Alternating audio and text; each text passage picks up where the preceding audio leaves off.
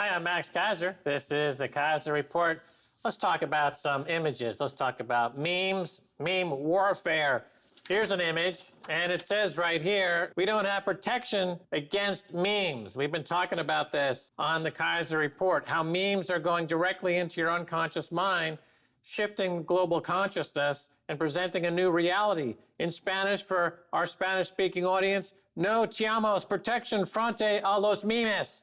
Clearly, you got that. Here's another famous image now on the crypto Twitter sphere. This is Pink Wojak, and it's money go burr. Yes, I know what you're thinking. I look a little bit like Pink Wojak. Or is it no Jack? Or is Wojak. It Wojak. Pink Wojak. Yes, I do look a little bit like, that's printer go burr. Money Pink, printer go Pink Wojak go burr. Now, what's this? This is a printer roller. This started the American Revolution because this technological advance allowed newspapers to get out quickly, and it allowed the word to get out that we need to revolt and we need to change everything in America to become independent. Who invented this? My great-great-great-grandfather, Hugh Maxwell. That's right, he invented this. 1817, a little bit after the revolution. And what's this? Here's a meme. Look at that. This is a laundry press. Looks like a printing press. So you're laundering money with a printing press by Pink Wojak, who's conducting meme warfare. What's all this mean, Stacy? Yes, all of these are in our headlines. And actually, that's why I'm also wearing my Ozark hairdo today, because I'm looking like Wyatt Langham from the Ozark series. The Ozark series got me thinking, okay? Because what is the Ozark series? It's this respectable middle-class family from Chicago moved to the Ozarks in Missouri because the couple, they're laundering money for a Mexican drug cartel. So when they arrive in the Ozarks, what do? They look for money-losing businesses. Big money losers. They must be huge money losers because they need to launder a lot of money for the Mexican drug cartels.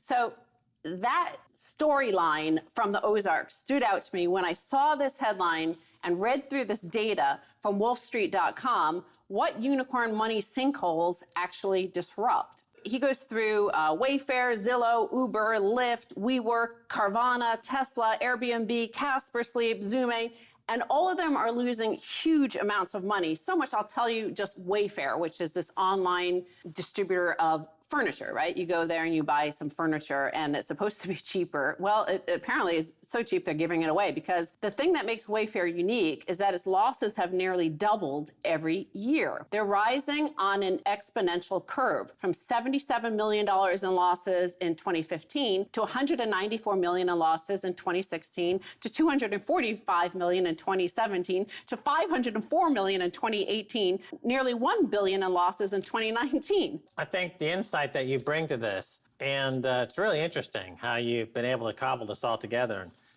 that the only model that we see that loses money like this as predictably as this would be money laundering. In money laundering, like a Mexican drug cartel, for example, they would happily lose money in a casino in America because part of something is better than 100% of nothing.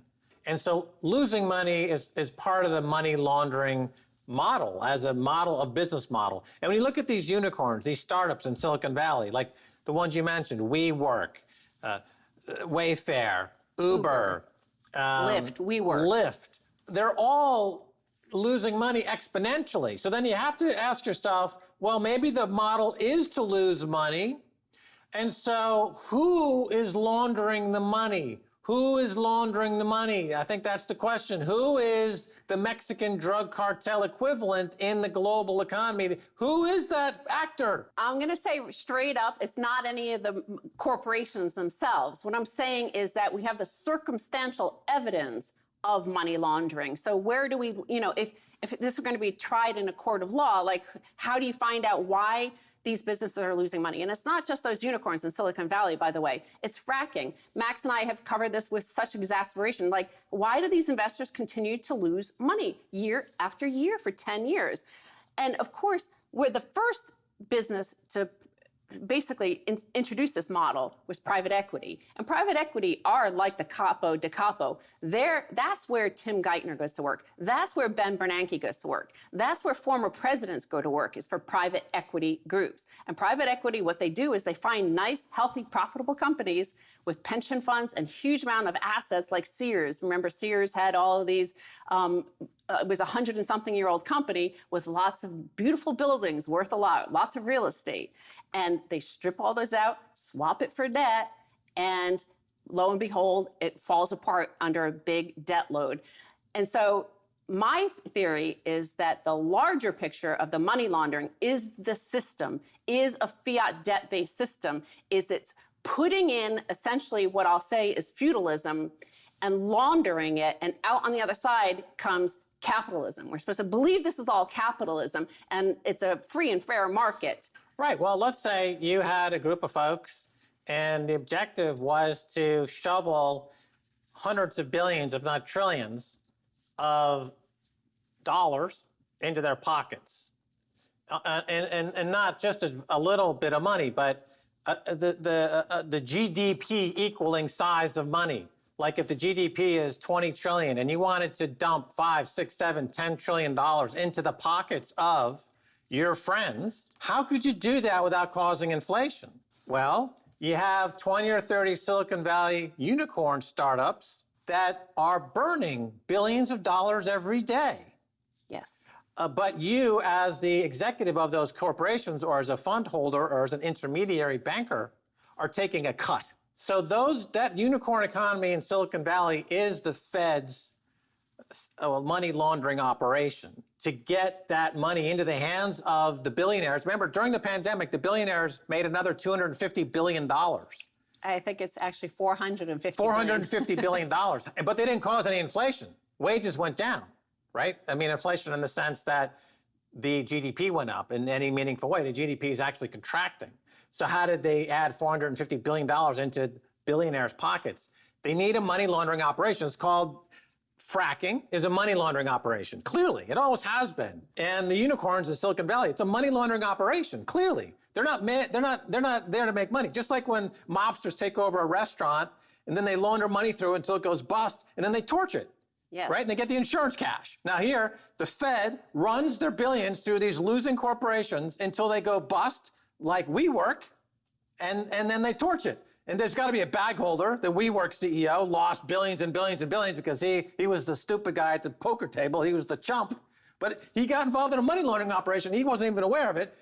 And the result, of course, is that just like that mob-run restaurant eventually goes bust and is torched, the American economy is now on the verge of completely going under. And now now the torch comes. Now they just burn it all down. When you look at a lot of the operations that the mob or cartels run, the money laundering operations, there's no there, right? There's like, it's a fake sushi shop. It's kind of has a sushi sign, and they do make some sushi. If you dare eat it, it might poison you, but it's not like done to any perfection. They don't spend any money on ingredients or stuff. It's meant to be a money losing operation.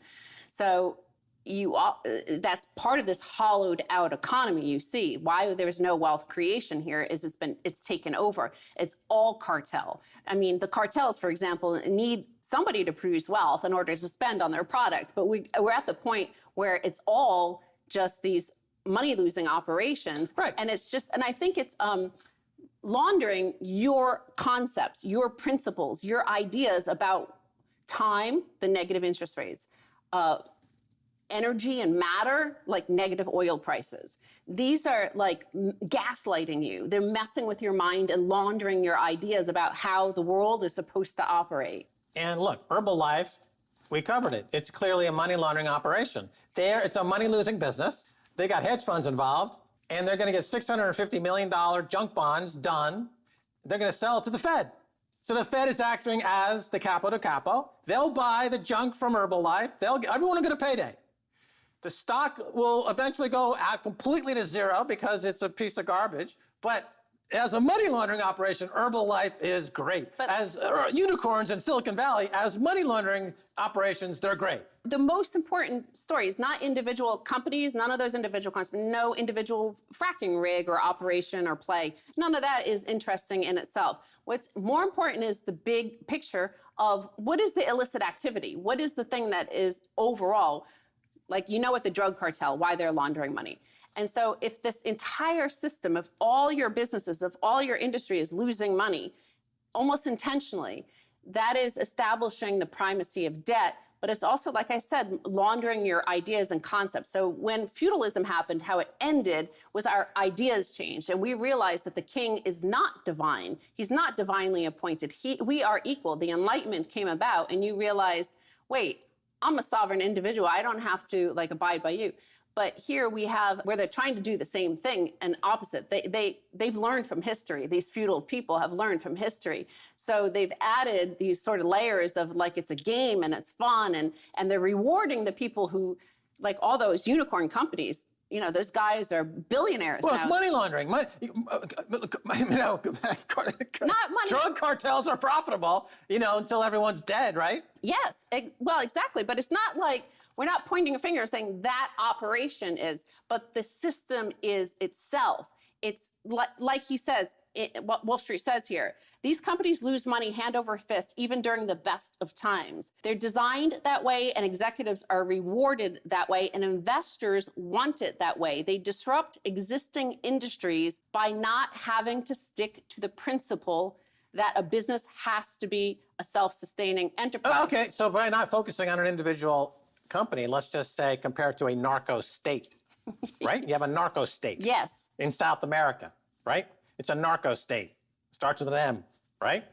And the system, the state is constructed and built around narcotics trades. Here you have a money laundering operation in America. It's not a narco state. It's a fiat printing state equivalent to a narco state. So Jamie Dimon goes to D.C. and he goes to Jay Powell's office and he goes, so Jay, here's what I'm going to do. I'm going to lose like $1 billion today, and I want you to give me $3 billion, okay? If you don't, this guy is going to break your legs. And Jay Powell's like, oh, don't break my legs. Here's $3 billion, Jamie. Right. Then money go burr. Here's Jay Powell. Please don't kill me, Jamie Dimon. I'll burr the money for you. It's a narco state, America, money laundering operation that's going bust. Then they're going to torch it. Anyone got marshmallows? Hey, we're going to take a break, and when we come back, much more weenie roasting coming your way. Don't go away.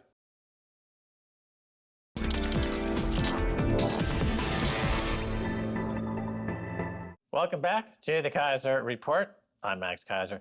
Time now to turn to Michael Krieger. Now, Michael Krieger is one of the OG independent financial journalists. We used to pick at his brain for years, and he's only gotten better and better over the years. Michael, welcome back. Oh, thanks, Max. Yeah, it's great to be on with you guys again. And likewise, you two are like fine wine over there. Heck yeah.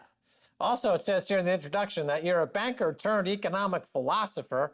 Over there at libertyblitzkrieg.com is where everyone can find your writing, and you crank out a lot of really excellent high-end writing, and we always turn to it every week for inspiration and ideas. Now, Michael Krieger, while the pandemic may have brought death and economic suffering for some, it has also let the tide out on our collective delusions. And we see the ideas that are wearing no shorts, like money printing.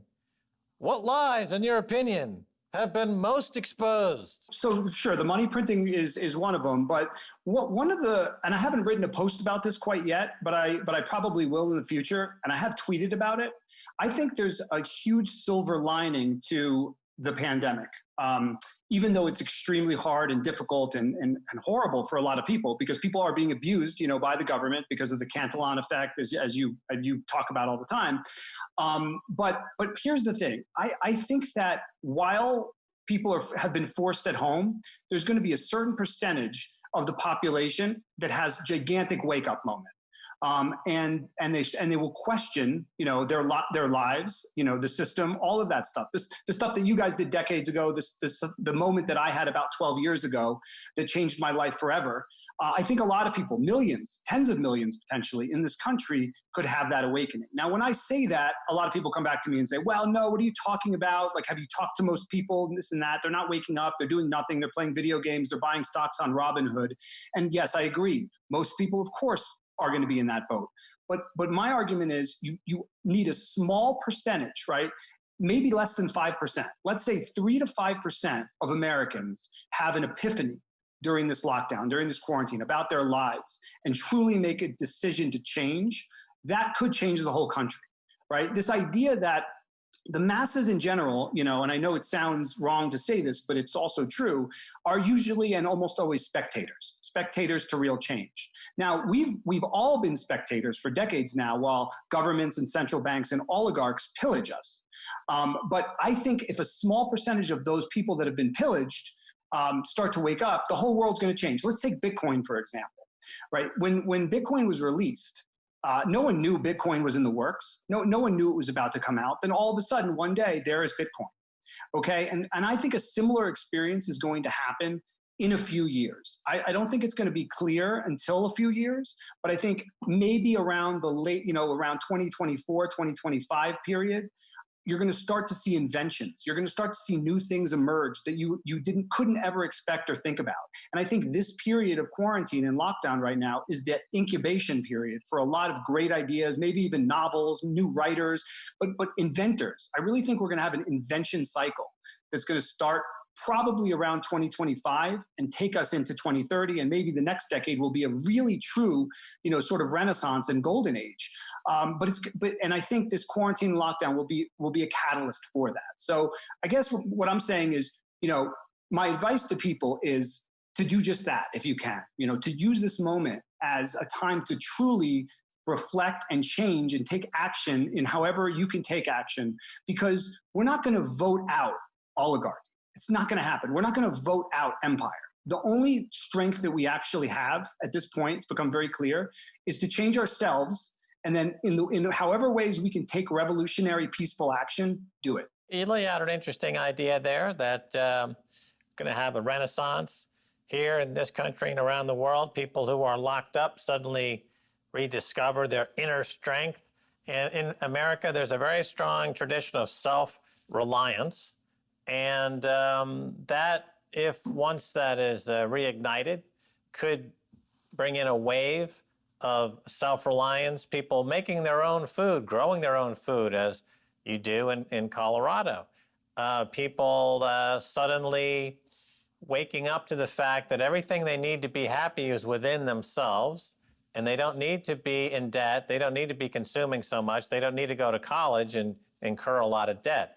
They just need to get in touch with themselves. It's very Socratic in that sense. So I guess this is economic philosophy. On the other hand, though, we live in a world of fiat money crack slingers over there at the central bank who want us to be as dependent as possible on their free money giveaways, right? So so my question is, how do you overcome the fact that we're living in fiat heroin dealer paradise with Jay Powell printing trillions and trillions and trillions to keep people acquiescent, to keep them in a stupor, to keep them stupid, to keep them dependent on his money printing, Michael? That's been the real problem. And so, for example, when I look back to 2010 to 2020 period, a lot of the changes that I thought could happen or the revolts that I thought might happen just didn't. And I think the reason they didn't it has a lot to do with what you just outlined. That, what I've called financial feudalism,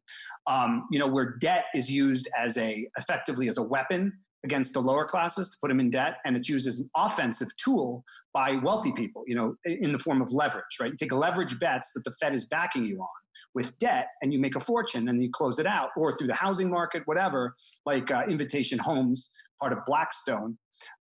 Whereas like poor people don't do that, they just carry the debt. The debt keeps them from doing things. So yes, I mean, it's a very entrenched system of financial feudalism, and it's systematic, and I'm not going to try to pretend that it's easy for most people, or certainly the bottom 50% of this country, to just do a lot of what I'm saying. It's not. It's very difficult. People are absolutely trapped. This is a modern form of slavery. You've called it neo-feudalism, which was brilliant. You said that over a decade ago, and I've used it since. So I do believe it's up to those who have the resources and ability, right, to actually thwart the system, be more independent and resilient. We're the ones that, the people that have the ability to act almost have a moral obligation to act. And I think if enough of those people do, again, things will change, the wheels will go in motion. An interesting thing is, and Zuckerberg's not doing it because he's a good guy, but he was recently talking about, paying people, letting people essentially work where they are now, and he'll pay, them work for Facebook. And this brings up a concept of what I do see happening, and I encourage it very strongly, which is physical decentralization of the public.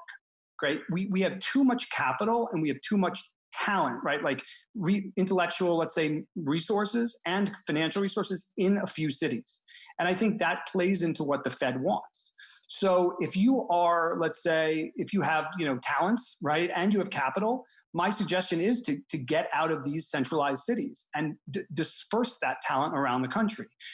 Growing up in New York City, I always thought it was the center of the world and you couldn't get a good bagel anywhere else. You couldn't get a good pizza slice anywhere else. You couldn't get good food, And I realized, late in life that there's a big country out there and it's incredible. And when I drove cross country, and I know you guys have done that, I fell in love with a lot of random places I hadn't heard of. And a lot of those places I felt like I could live in that place. And this is coming from someone from New York. So I think if people have an open mind and they try to move elsewhere and they can work right remotely, that would be a huge benefit. Because the more capital and talent that you have decentralized, right, localized throughout the country, the harder it will be to control the country. And so that's an example of centralization. I'd say physical decentralization, and I encourage that for this country. Right. You mentioned Bitcoin there a moment ago. The Bitcoin community, because it comes out of the hacker community and it comes out of the 4chan community, they're very good at coming up with memes. And one of the memes recently that has come out of the Bitcoin community is printer go burr, which shows a direct correlation between Jay Powell printing up money in the Fed, trying to pump up the stock market. And then, of course, the mainstream media jumped on this and said, that's not what's happening at all. There's a policy here that makes sense. But the Bitcoin community has sussed out that money printer go burr.